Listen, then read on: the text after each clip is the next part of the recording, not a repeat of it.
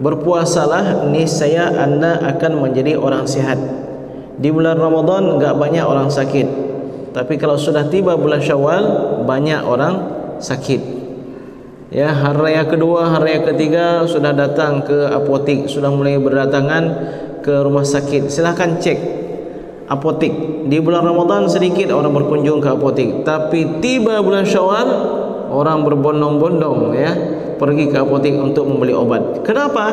Karena perut ini adalah di antara sumber penyakit.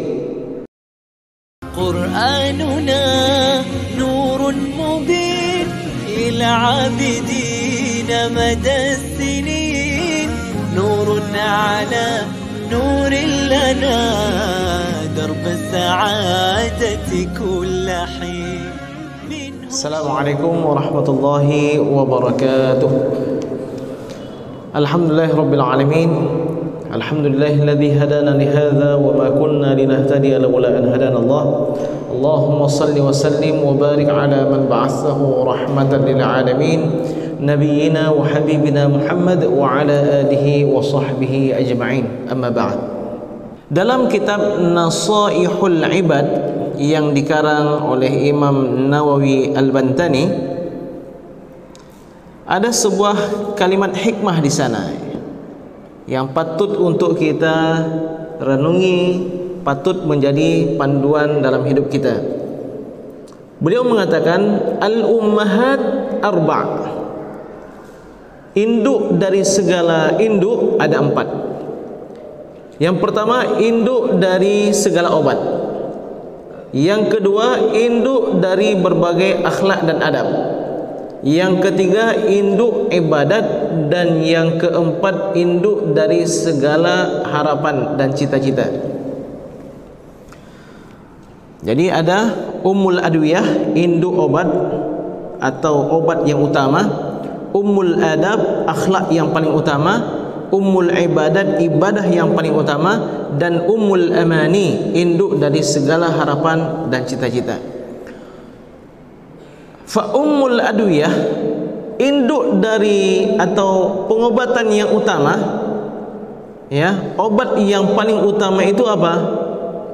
Qillatul akli, makan sedikit. Sedikit makan itu di antara obat yang terbaik. Kalau kita ikuti ahli herbal atau dokter yang menguasai ilmu kimia, kemudian mempelajari ilmu herbal, di antara nasihat mereka apa? Sering-seringlah lapar. Lapar itu termasuk di antara obat. Orang yang sering lapar sehat dia, tapi laparnya jangan lama-lama sekali. Ya, kalau lama sekali, udah puasa di siang hari, malamnya pun enggak makan, enggak minum, dia terus berpuasa, ini bisa jatuh kepada penyakit-penyakit yang tidak diharapkan, penyakit lambung, mah dan seterusnya. Jadi obat utama adalah sedikitkan makan. Kemudian adab yang utama apa? Akhlak yang utama, qillatul kalam, sedikit bicara. Di antara akhlak yang diajarkan oleh para ulama kami, kalau bertemu dengan guru, bicara kita lebih sedikit daripada guru. Jangan bicara kita yang lebih banyak daripada guru.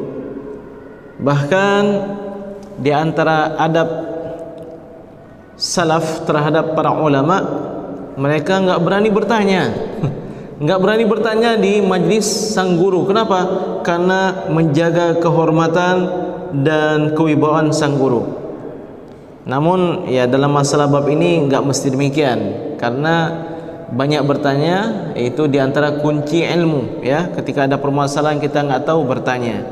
Tapi kalau sudah kita dapatkan jawabannya, jangan sampai mengatakan, wahai tuan guru, tapi saya dengar dari orang lain, ini enggak boleh. Kenapa adab itu penting? Untuk mendapatkan keberkahan ilmu. Tapi ada juga majlis-majlis, kalau kita bicara tentang adab terhadap guru, besok nggak datang lagi dia. Dia merasa, apa ini ustaz nih, kita harus beradab sama dia. Padahal bukan itu. Ya, kepada siapapun juga, kepada ulama terutama yang mengajarkan ilmu kepada kita, kita jaga adabnya agar kita mendapatkan keberkahan dari ilmu tersebut. Barakah ilmu, mudah bagi kita untuk mengamalkannya. Barakah ilmu, ilmu itu bertahan, enggak lupa. Barakah ilmu, ilmu tersebut bisa menjadi panduan bagi kita dan bisa menjadi ilmu yuntafa'u bihi, kita sampaikan lagi kepada orang lain sehingga menjadi salah satu amal jariah. Jadi induk adab apa? Sedikitkan bicara. Biasanya orang yang sedikit bicara punya wibawa. Bicaranya hanya ketika perlu saja. Ya, Masya Allah. Kalau kita bertemu dengan ulama-ulama besar, kita kira bagaimana beliau bisa menjadi orang hebat seperti ini? Mana ilmunya? Diam saja. Tapi ketika ditanya, beliau berikan jawaban seperlunya. Ketika kita minta penjelasan lagi, beliau tambahkan lagi. Kita minta dalil, beliau tambahkan lagi. Ternyata beliau menjaga kondisi orang yang bertanya. Orang yang bertanya ini perlunya semana. Kalau perlu sedikit, beliau berikan sedikit. Dia mau lagi, beliau tambahkan lagi. Perlu lagi, beliau tambahkan lagi. Jadi intinya sedikit bicara itu diantara orang yang memiliki budi pekerti yang luar biasa. Akhlakul karimah. Sedikit bicara. Kalau kita pun berkawan, kita akan melihat teman yang enggak banyak bicara tapi banyak aktivitasnya, kita pasti senang sama dia. Iya kan? Tapi kalau banyak bicara daripada aktivitasnya, dalam berbicara luar biasa. Kalau di grup WA tuh komennya luar biasa. Tapi ketika diajak bersama enggak pernah datang. Tapi bukannya kita sudah sepakat tadi, sudah begini, sudah begitu. Jadi disinilah ya akhlak mulia. Induk akhlak mulia adalah sedikit bicara, bukan terlalu banyak komen. Ya, sekedar memberikan tegur sapa, okey, ya siap, insyaAllah dan seterusnya, atau memberikan motivasi bagi yang lain, itu bagus. Tapi terlalu banyak berbicara, sedikit berbuat, itu tidak bagus. InsyaAllah di pertemuan ke depan kita akan membahas tentang makna sebuah obrolan bagi anak muda, InsyaAllah di pertemuan ke depan. Induk ibadat. Apa induk ibadat? Salat, puasa, zakat. Ternyata inti ataupun induk ibadat adalah qillatuz dzunub, dosa sedikit. Rasulullah SAW pernah dalam majlis ilmu mengatakan, saya punya kalimat yang 5. Saya punya 5 hal ingin saya sampaikan. Siapa yang ingin mengambilnya? Siapa yang ingin mengambil 5 kalimat ini? Di waktu itu dengan spontan Abu Hurairah radhiyallahu an segera mengacungkan tangan. Ana ya Rasulullah. Rasulullah SAW menarik tangan Abu Hurairah, kemudian beliau lepaskan jemari Abu Hurairah dan menghitung, mengatakan ini ada 5 kalimat. Dari 5 kalimat tersebut beliau bersabda, ittaqil maharim takun a'badan nas. Kalau kamu ingin menjadi orang yang paling abid, yang paling ahli dalam ibadah, maka ittaqil maharim, hindarilah yang Allah haramkan. Maka oleh karena itu induk ibadat adalah meninggalkan yang Allah haramkan. Jangan dicampur antara ibadat dengan dosa, ibadat dengan dosa. Kenapa? Ini saling menghapus ini. Sudah tertulis pahala, buat dosa terhapus lagi. Buat lagi ibadat terhapus lagi dengan dosa. Yang kita inginkan, dulu kita na'udzubillah mungkin banyak dosa, ingin kita hapus dosa tersebut dengan amal saleh kita. Jadi bukan sebaliknya, buat ibadah kemudian buat dosa, terhapus amal kebaikan kita. Jadi inti daripada ibadat adalah sedikit dosa. Lalu apa inti dari harapan, dari pengharapan? Inti daripada pengharapan ataupun cita-cita kita adalah as-sabr, sabar. Segala sesuatu itu perlu kesabaran. InsyaAllah ya, tetap kita harus sabar. Satajiduni insyaallah minas sabirin.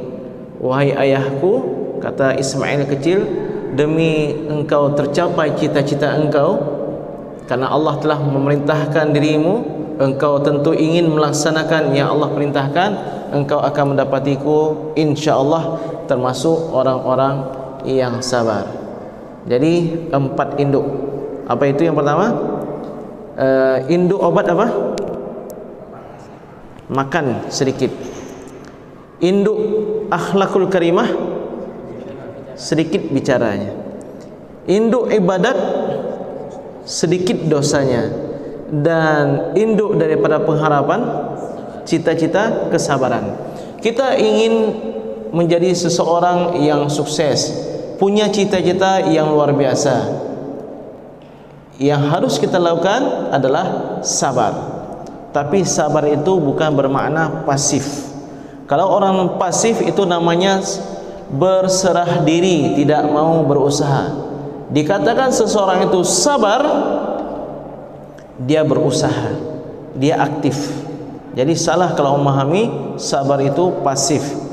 Pasrah kepada Allah Subhanahu wa taala ketika jenis kesabaran itu pada musibah. Sabar itu ada 3 dimensi. Sabar dalam ketaatan, aktif. Sabar meninggalkan yang Allah haramkan. Ini bagaimana? Justru berlari meninggalkan yang Allah haramkan.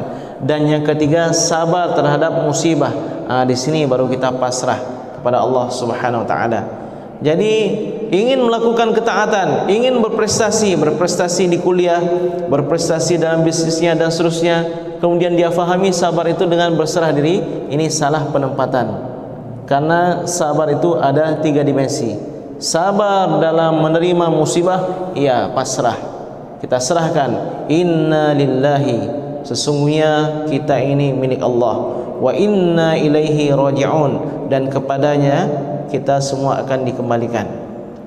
Tapi dalam ketaatan, dalam meraih prestasi, sabar di sini bukan pasif, tapi sabar harus sungguh-sungguh, ya, sungguh-sungguh. Ini juga membutuhkan kesabaran.